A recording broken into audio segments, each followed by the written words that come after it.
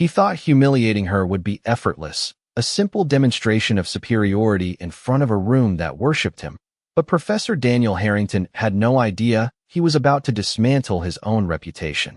The lecture hall at Westbridge University shimmered under bright white lights.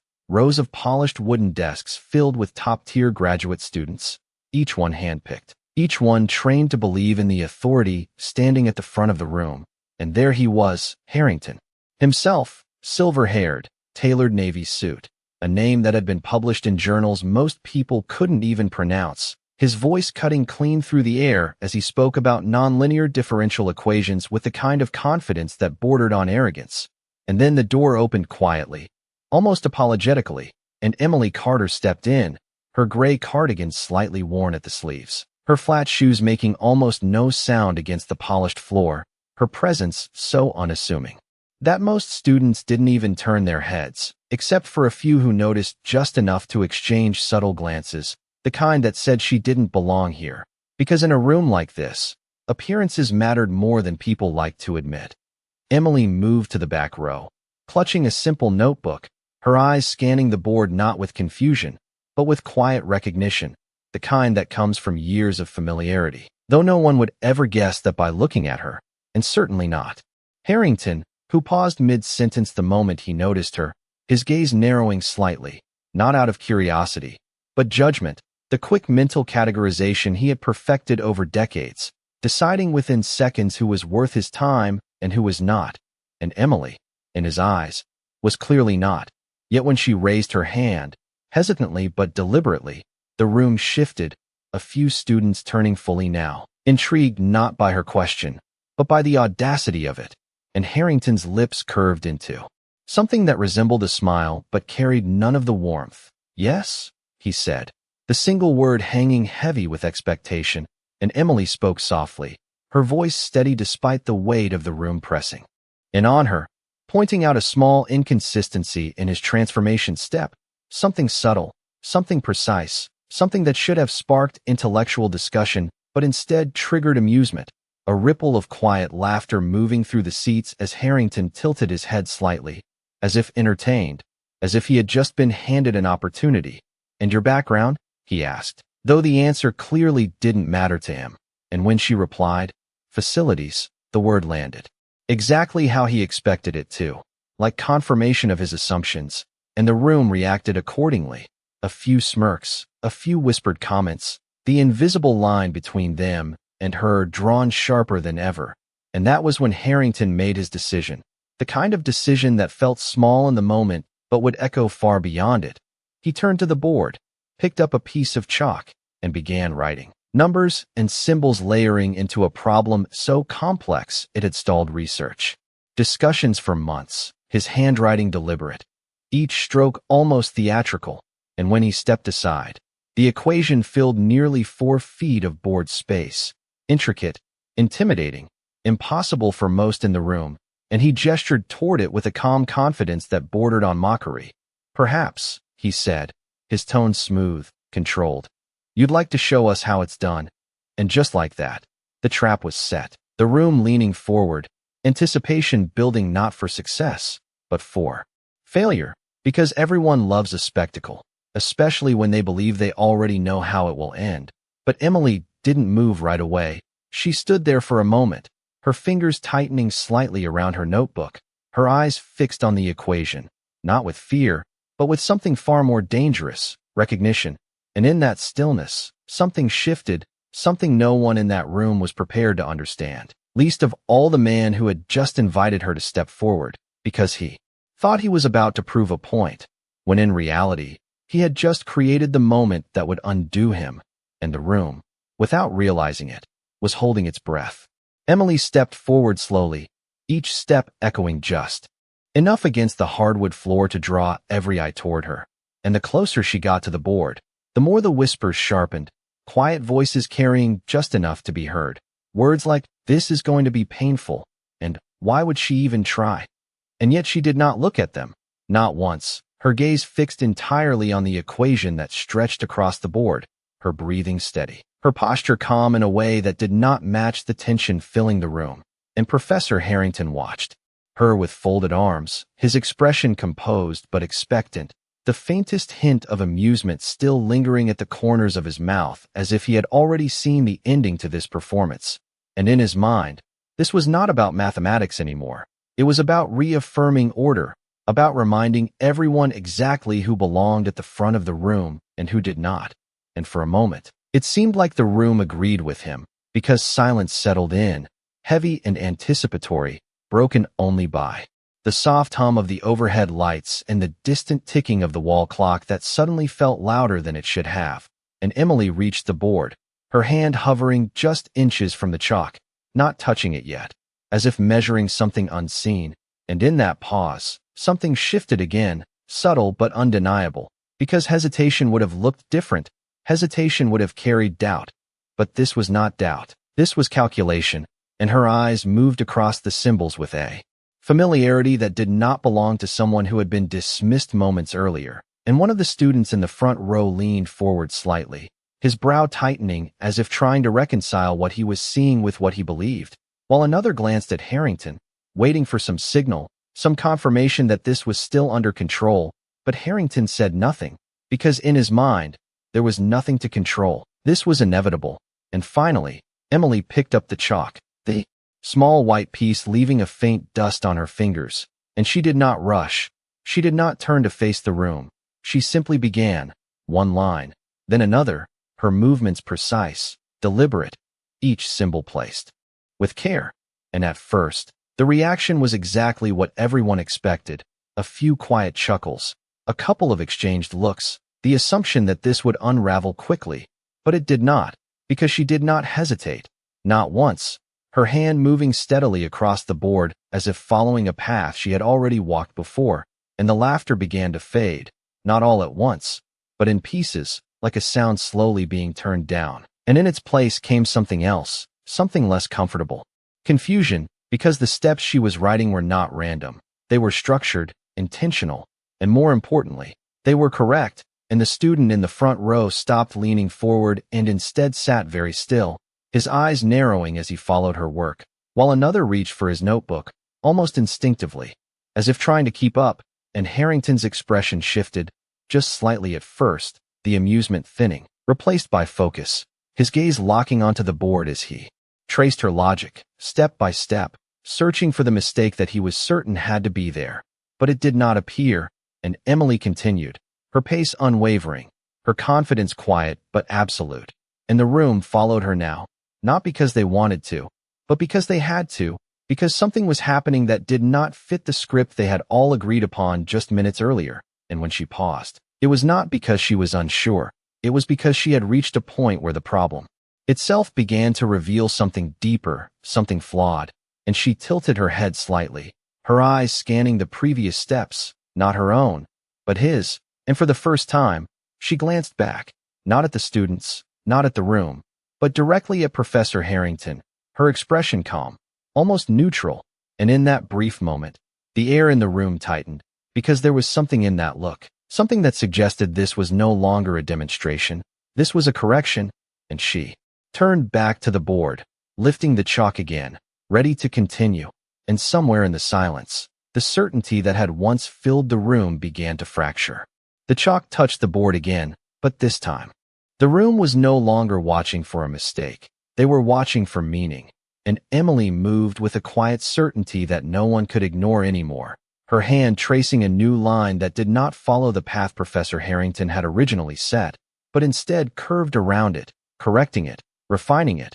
And with each symbol she added, the structure of the equation began to change in a way that was subtle at first, then undeniable. And a student near the aisle whispered, barely audible, "That is not the method he taught." And another responded, "No, it is cleaner." And the realization spread slowly, like a ripple through still water, because what she was doing was not just solving the problem, she was rewriting it. And Professor Harrington felt it before he admitted it, his posture stiffening slightly, his arms uncrossing as he took a step closer to the board, his eyes scanning faster now, no longer searching for a simple mistake, but trying to understand the direction she had chosen. And it did not match his own, not even close. And yet it worked. Every transformation she applied simplified what had once been unnecessarily complex, stripping away layers that he himself had insisted were essential, and the room followed her in silence. The earlier tension replaced by something sharper, something more focused, because now they were not waiting for failure, they were witnessing discovery, and Emily paused again. But this time it was not to gather herself, it was to let the equation settle, to let the structure reveal itself fully. And when she spoke, her voice was still soft, but it carried across the room with a clarity that no one could ignore. "The divergence occurs here," she said, tapping lightly on a section of the board that Harrington had written, and for a moment, no one reacted, not because they disagreed, but because they were processing, and Harrington stepped closer, his gaze narrowing as he followed her indication, retracing his own steps in his mind. And then she continued, not with hesitation, but with precision, explaining how the transformation he had used introduced an inconsistency when applied under certain boundary conditions. Her words measured, her tone respectful but firm, and the students began to shift in their seats, some leaning forward, others exchanging looks that no longer carried amusement, but recognition, because what she was saying made sense, more sense than what they had accepted earlier without question. And Harrington opened his mouth as if to respond, but no words came immediately, his mind moving quickly, recalculating, verifying. And Emily did not rush him. She turned back to the board and continued, completing the corrected sequence, each step building on the last with an elegance that felt almost effortless. And when she reached the final line, she did not underline it. She did not turn dramatically. She simply placed the chalk down on the ledge and stepped back, her hands resting lightly at her sides, and the room fell completely silent, not the kind of silence that comes from uncertainty, but the kind that comes from realization, because they had just watched something shift in real time, something that could not be undone. And Harrington stood there, just a few feet from the board, his eyes fixed on the final expression, his lips parting slightly, as if searching for a response that would restore the balance he had lost. But the equation remained, unchanged, undeniable, and in that moment, the authority he had carried so effortlessly began to feel heavier, because it was no longer supported by assumption. It was being measured against something real, and for the first time since the lecture began, he was not the one in control of the room, and everyone could feel it, even if no one dared to say it out loud, because the truth had already been written, and it was still there on the board. No one moved, not even the students who had been whispering just minutes earlier, because something irreversible had just taken place, and the weight of it pressed down on the room like a sudden shift in gravity. And Professor Harrington finally stepped closer to the board, close enough now that the chalk dust clung faintly to his sleeve, his eyes tracing every line Emily had written as if searching for an escape, a flaw, a single misstep that would restore order. But the longer he looked, the more precise it became, the corrections undeniable, the elegance impossible to dismiss. And for the first time in years, perhaps decades, he found himself not explaining, not guiding, but verifying, and that difference was everything. Because the authority he had built his identity around depended on certainty, and certainty had just been quietly removed from beneath him. And a student in the second row shifted in his seat, glancing between the board and the professor, waiting for him to speak, to reclaim control, to say something that would make sense of what they had all just witnessed. But Harrington did not speak immediately, and that silence stretched longer than anyone expected, long enough for doubt to settle into the room, not about the equation, but about him. And Emily stood a few feet away, not triumphant, not defensive, simply present, her posture relaxed, her gaze steady, as if she had already said everything that needed to be said without raising her voice. And when Harrington finally exhaled, it was subtle, almost imperceptible, but it marked a shift, a quiet acknowledgment that the moment no longer belonged to him. And he reached for the chalk again, not to challenge her, but to follow her steps, retracing the path she had taken. And as he moved through the sequence, his expression tightened, not with anger, but with realization, because each transformation held, each conclusion aligned, and the inconsistency she had pointed out revealed itself, clearly now that he was forced to see it. And he paused, the chalk hovering midair, and for a brief second, the room seemed to hold its breath again, waiting for him to deny it, to dismiss it, to reassert the narrative they had all been comfortable with. But instead, he lowered the chalk slowly, placing it back against the board with a quiet click that echoed more than it should have. And someone in the back let out a small, involuntary breath, the kind that escapes when tension breaks. Unexpectedly, and Harrington turned slightly, not fully facing the room, not yet ready for that, but enough that his voice could carry, and when he spoke, it was different. The sharp edge softened, the certainty tempered. The method is unconventional, he said, choosing his words carefully, as if each one needed to be weighed before release. And a few students exchanged looks, recognizing the shift even if they did not fully understand it, because this was not how he spoke when he was in control, and Emily did not respond immediately. She simply waited, allowing the moment to unfold without interruption. And that patience carried its own kind of power, because it left no room for deflection, no space to redirect. Only the truth that had already been written on the board, and Harrington's gaze returned to the equation one last time, lingering on the section she had corrected, and there was no avoiding it now, no intellectual maneuver that could erase what had been revealed. And when he finally turned to face her fully, the room followed, every eye shifting with him, because this was the moment they had all been waiting for, the point where something would be said that could not be taken back. And Emily met his gaze without hesitation, not with defiance, not with pride, but with a quiet steadiness that made the contrast even sharper. And in that exchange, the imbalance that had defined the room at the beginning of the lecture no longer existed. It had been leveled, not through force, not through volume, but through clarity, and the realization settled in slowly across the faces of those watching. Because what they had just witnessed was not just someone solving a problem, it was someone redefining the space they were standing in, and the room, once so certain of its hierarchy, now felt different, quieter, more aware, as if it had been forced to reconsider something it had taken for granted. And in that stillness, the lesson was already unfolding, not through explanation, but through presence, because respect, once assumed, had just been recalculated, and this time, it was based on something real. The air in the lecture hall did not return to normal. It could not, because something fundamental had shifted, and everyone felt it even if they could not fully explain it. And Professor Harrington stood there for a moment longer than necessary, his gaze moving from the equation to Emily and back again, as if trying to reconcile two realities that no longer aligned. The one he had constructed over years of certainty, and the one now written clearly in front of him. And the distance between those two realities was becoming impossible to ignore, and a student near the front finally broke the stillness with a hesitant voice, asking, "Can you explain that step again?" But this time the question was not directed at Harrington, it was directed at Emily, and the shift in attention was immediate and unmistakable, because just minutes earlier, no one would have considered asking her anything. And now the room itself seemed to be turning toward her, waiting, and Emily glanced briefly at Harrington, not for permission, but out of respect. And when he did not interrupt, when he did not reclaim the floor, that silence became its own answer, and she stepped forward again, closer to the board, her voice calm as she began to walk through the correction, not as someone trying to prove a point, but as someone simply explaining what was already true. And the students listened, not with skepticism, but with focus, following each step as she clarified the inconsistency, showing how a small assumption had led to a larger complication.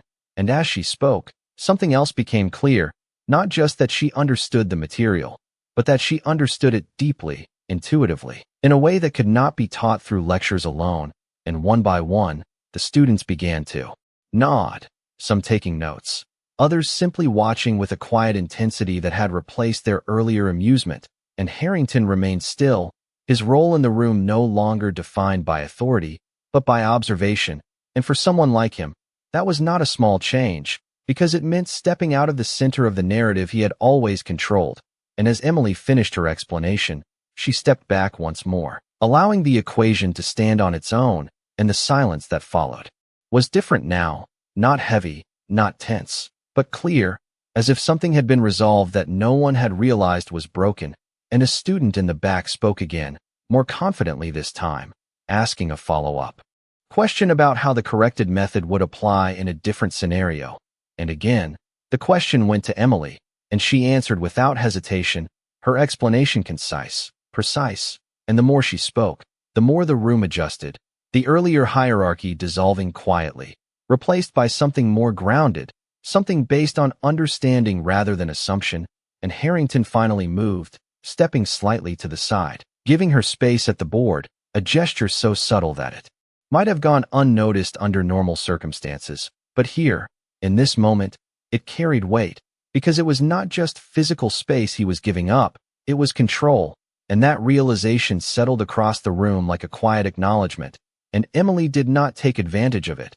She did not expand beyond what was necessary. She did not linger in the spotlight. Instead, after answering the final question, she turned slightly, her eyes meeting Harrington's again, and there was no challenge in her expression, no triumph, only a steady calm that made everything else feel louder by comparison, and Harrington nodded, almost imperceptibly, but enough, and in that small movement, something unspoken passed between them, an acknowledgment not of defeat, but of truth, and the lecture hall, once filled with certainty, now held something far more valuable, awareness. Because what they had just witnessed was not just a correction of an equation, it was a correction of perception, and those are not easily undone.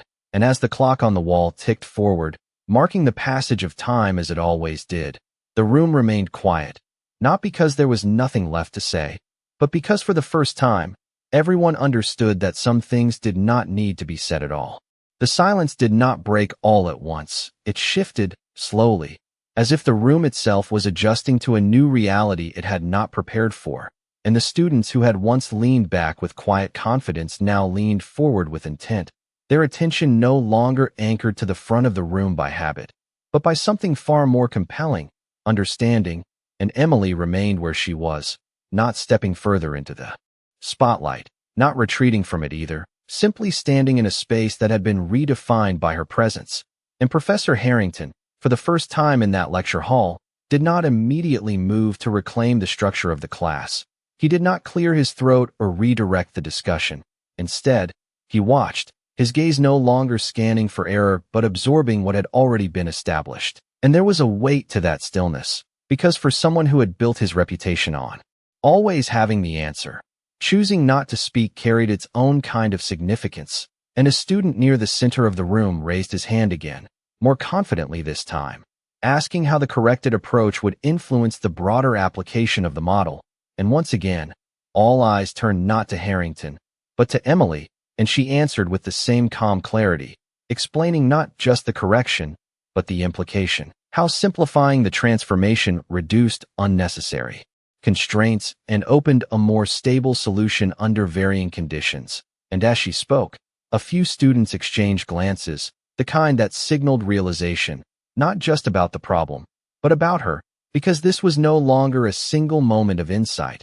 It was a pattern, consistent, undeniable, and the room began to reorganize itself around that truth, quietly, without announcement. And Harrington finally shifted his stance, stepping slightly back, giving a clearer line of sight to the board, to her, to the work that had just been done, and it was a small movement. But in a space where position defined authority, it carried weight, and Emily finished her explanation and allowed a brief pause, not to create drama, but because there was nothing left to add. The equation stood complete, the logic intact, and for a moment, no one spoke, because they were still processing what had just unfolded.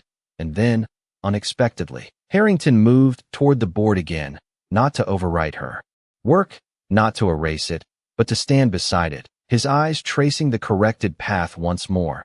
And when he finally spoke, his voice was quieter than before, but clearer, stripped of the earlier sharpness. This approach, he said slowly, removes an assumption I had not accounted for. And the admission did not come easily. That much was clear, but it came nonetheless, and the room felt it, not as a collapse of authority, but as something more complex, a recalibration, and Emily did not react outwardly. She simply listened, her expression steady, because for her, this was never about winning, it was about truth. And Harrington continued, now addressing the room as a whole, explaining the implication of the correction, integrating it into the framework he had been teaching. But the difference was unmistakable, because now, His explanation carried a reference point that was not his own, and everyone knew it, even if it was not explicitly stated. And as he spoke, a few students began to take notes again, but their attention moved differently now, less passive, more engaged, because they had just witnessed something that could not be unseen. And when Harrington stepped back, the lecture did not return to what it had been. It could not. The rhythm had changed, the dynamic altered, and Emily, sensing that her role in this moment had reached its natural end, stepped slightly away from the board, her hands relaxed, her posture unchanged, and she turned as if to return to her seat, not waiting for acknowledgment, not seeking it, because she had never needed it to begin with. And yet, as she moved, the room followed her with their eyes, not out of curiosity anymore, but respect, quiet, unspoken, but present. And Harrington watched her as well, not with the dismissive glance from earlier, but with something more measured, more aware. And as she reached the back row and sat down, the lecture hall remained still for just a second longer than usual, as if marking the end of something and the beginning of something else. And in that brief, almost imperceptible pause, the lesson extended far beyond the equation on the board, because what had been corrected was not only a mathematical assumption, but a human one, and those, once revealed, do not return to what they were before. The lecture did not end the way it usually did. There was no clean return to routine, no immediate shift into the next topic as if nothing had happened. Instead, the room carried a quiet awareness that lingered in every glance and every movement. And Professor Harrington stood at the front a moment longer than necessary, his eyes briefly scanning the class before settling back on the board, as if anchoring himself to something familiar.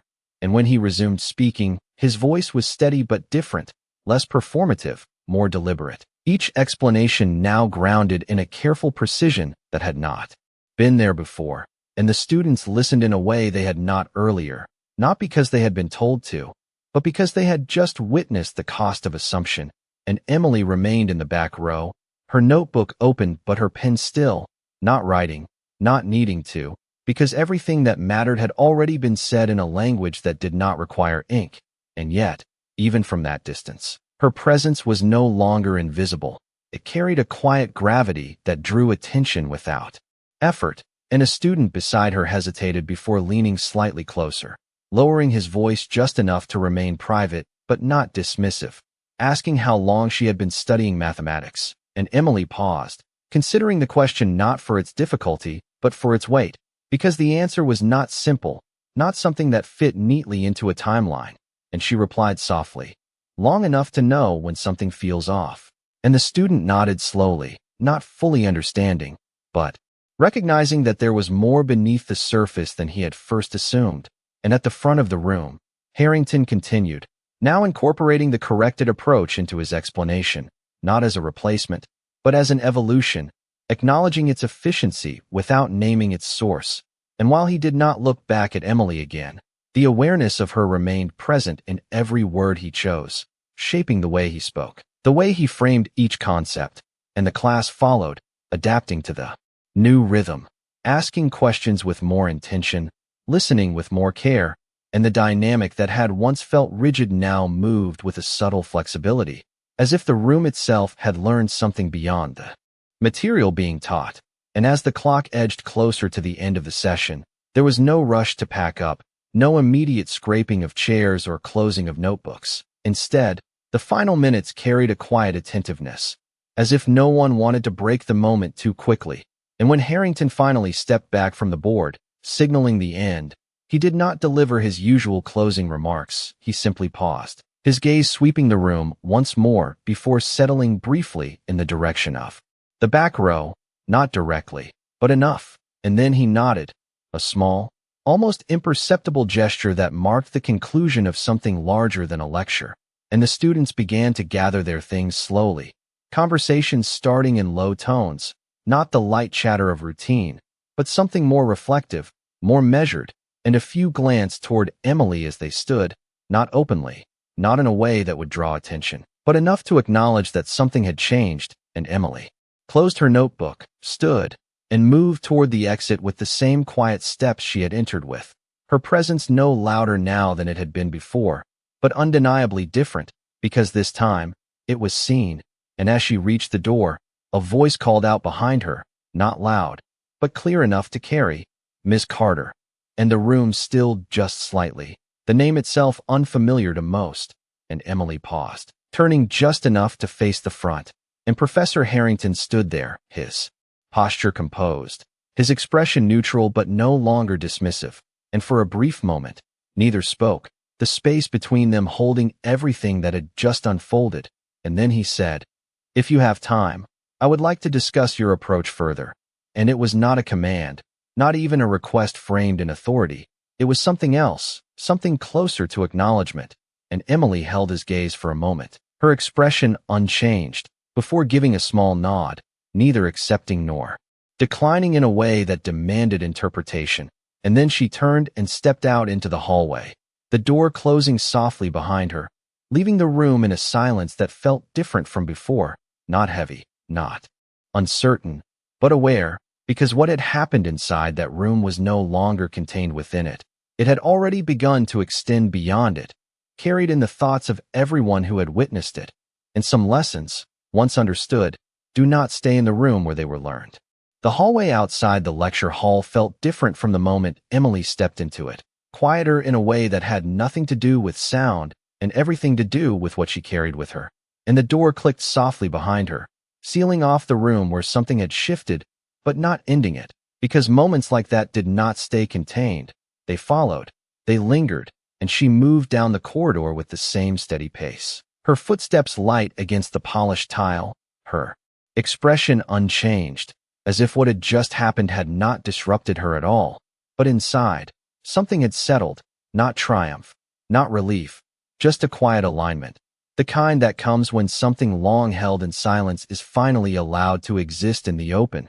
And behind her, the door opened again, the muted voices of students spilling into the hallway, low conversations layered with disbelief, curiosity, and something new, respect, though not all of them had the words for it yet, and a few lingered near the entrance, glancing down the corridor where she had gone, as if trying to decide whether to follow, whether to speak, but none of them did, because there was a distance there now, not created by status, but by realization. And back inside the room, Professor Harrington remained standing near the board, long after most of the students had left, his gaze fixed on the equation that still held her corrections, untouched, unaltered, and for the first time, he did not reach for the eraser immediately. He let it remain, as if removing it too quickly would erase something more than chalk. And when the last student stepped out, the room fell into a stillness that felt almost unfamiliar to him, because it was no longer filled with certainty. It was filled with reflection, and he moved slowly toward the board, his fingers brushing lightly against the edge of the chalk tray, his eyes tracing her method once more, not as a challenge now, but as a study. And in that quiet, he began to understand something he had not allowed himself to see before, that mastery was not defined by control, but by the willingness to be corrected, and that realization did not come easily. It settled in gradually, reshaping something deeper than his lecture. And down the hallway, Emily reached the end of the corridor and paused near a tall window that overlooked the campus, the late afternoon light casting long shadows across the grounds. And she stood there for a moment, her gaze drifting outward, not to escape, but to breathe, to let the weight of the room fall away in her own time.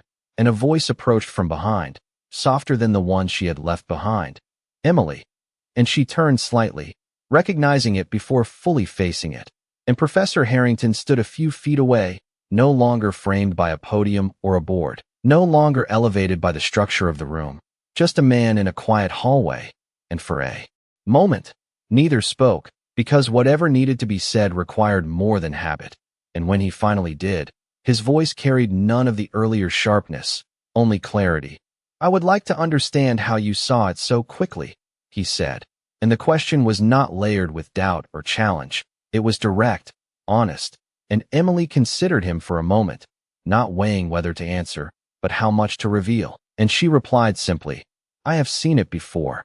And that answer lingered between them, not complete, but enough to shift the conversation away from the surface. And Harrington nodded slowly, absorbing it, recognizing that there was a history there he did not know, a depth he had overlooked, And he did not press further, not yet, because for the first time, he understood that some answers were not taken, they were earned, and the silence that followed was not uncomfortable, it was measured. And as students continued to pass by in the distance, their voices fading in and out, the two of them stood in a space that felt separate from everything else, not because it was isolated, but because it had been redefined. And after a moment, Emily turned slightly toward the window again, her posture relaxed, and Harrington remained where he was, not stepping closer, not retreating, simply present, and the light shifted subtly across the floor as the afternoon moved forward, marking time in a way that did not need acknowledgment.